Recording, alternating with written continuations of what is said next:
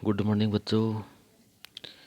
तो अपने साइंस के दो लेसन हो चुके हैं। एक तो हमारे आसपास के पदार्थ और एक हुआ हमारा खाद्य पदार्थ, जो 15 लेसन है।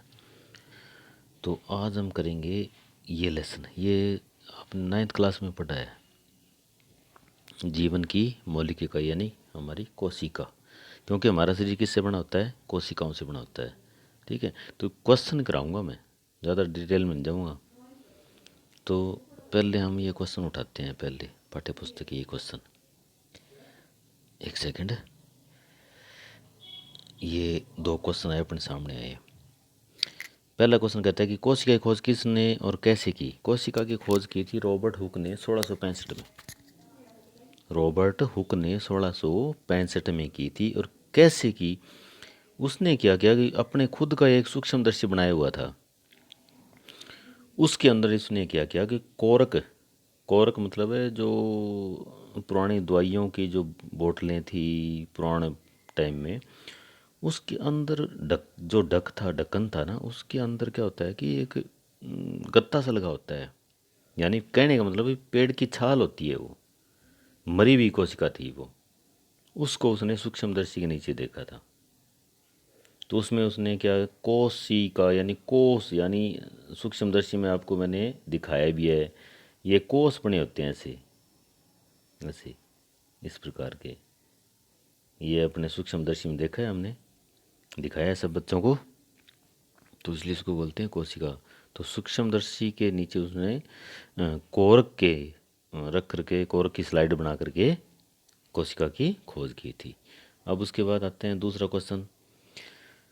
कोशिका को जीवन की संरचनात्मक और क्रियात्मक इकाई क्यों कहते हैं? संरचनात्मक और क्रियात्मक, क्योंकि हमारा शरीर जो होता है, जैसे एक उदाहरण देता हूँ आपको, जैसे कमरा बनता है तो ईंटों से बनता है।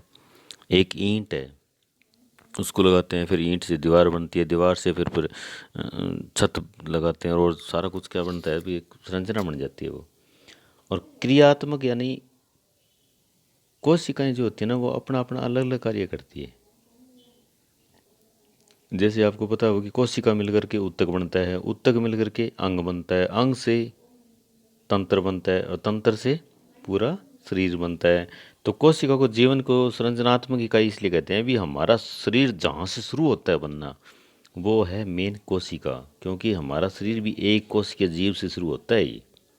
क्योंकि जब, चलो थोड़ी सी डिटेल बता देता हूँ आपको, और शायद 8th क्लास में बताया आपको भी।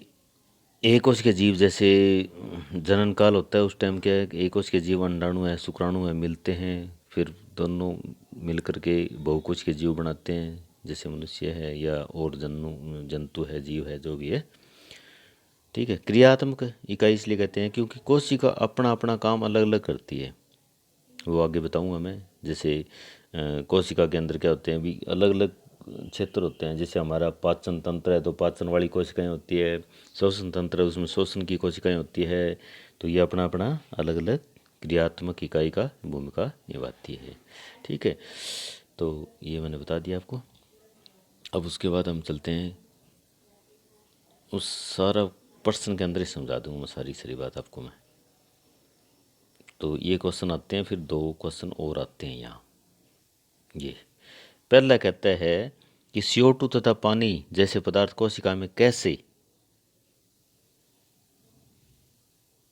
और कैसे अंदर तथा बाहर होना चाहिए, वैसे तो कैसे आते हैं कैसे जाते हैं। तो ये मैंने आपको एक चीज़ बताई थी, विसरण।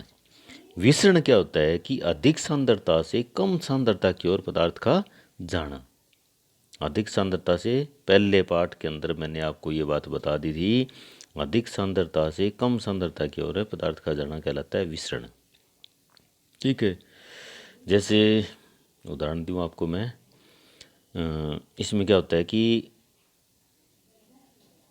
पत्ती जो है, पत्ती क्या करती है, कार्बन डाइऑक्साइड लेती है। ठीक है, पादप कोश की बात कर रही है, पत्तियां कार्बन डाइऑक्साइड लेती है, क्योंकि पत्तियों के अंदर कार्बन डाइऑक्साइड बहुत ही कम है। कहने का मतलब उसकी सांद्रता बहुत कम है, और कार्बन डाइऑक्साइड बाहर ज़्यादा है। तो विसरण के द्वारा कार्बन डाइऑक्साइड अंदर चली जाएगी। ठीक है, फिर भोजन का, उसका जो प्रकाश संश्लेषण हो गया, ऑक्सीजन बनेगी, तो पत्ती के अंदर ऑक्सीजन की मात्रा ज़्यादा हो जाएगी, और वायुमंडल के अंदर ऑक्सीजन की मात्रा कम है। कहने का मतलब पत्ती के अंदर ऑक्सीजन ज़्यादा है, यानी सांद्रता उसकी ज़्यादा है, और बाहर कम है, तो वो विसरण के द्वारा बाहर आ जाएगी। यानी किसी पदार्थ का अधिक सांद्रता से कम सांद्रता की ओर जाना कहलाता है विसरण। अगर यही प्रक्रम पारगम्य झिल्ली के द्वारा हो तो वो कहलाता है परासरण। जो शायद अगला क्वेश्चन यही है, प्लाज्मा झिल्ली को वर्णात्मक झिल्ली क्यों कहते हैं? प्लाज्मा झिल्ली, क्योंकि कोई कोशिका होती है ना, उसके चारों ओर चाहे पादप हो या जंतु हो, उसके चारों ओर एक कोशिका होती है, प्लाज्मा झिल्ली या कोशिका झिल्ली बोलते हैं उसको। लेकिन अगर पादप कोशिका है तो उसके चारों ओर एक और झिल्ली होती है जिसको बोलते हैं कोशिका भित्ति। ये अंतर हमने पढ़ा था 8th क्लास के अंदर।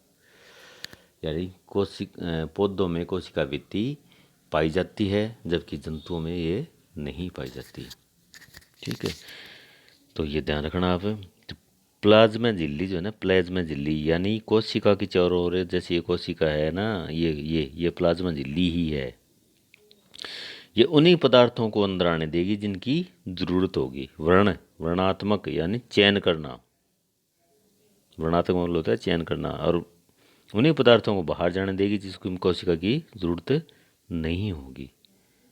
ठीक है, तो ये है, इसलिए इसको प्लाज्मा झिल्ली यानी कोशिका भित्ति कोशिका झिल्ली या प्लाज्मा झिल्ली को हम वर्णात्मक कहते हैं। भी आवश्यक पदार्थों को अंदर आने देगी और अनावश्यक पदार्थों को बाहर जाने देगी, लेकिन आवश्यक पदार्थों को बाहर नहीं जाने देगी। ये 2 क्वेश्चन हैं। उसके बाद हम बाकी अगले 4-5 क्वेश्चन आगे करेंगे। ठीक है, ओके बच्चों।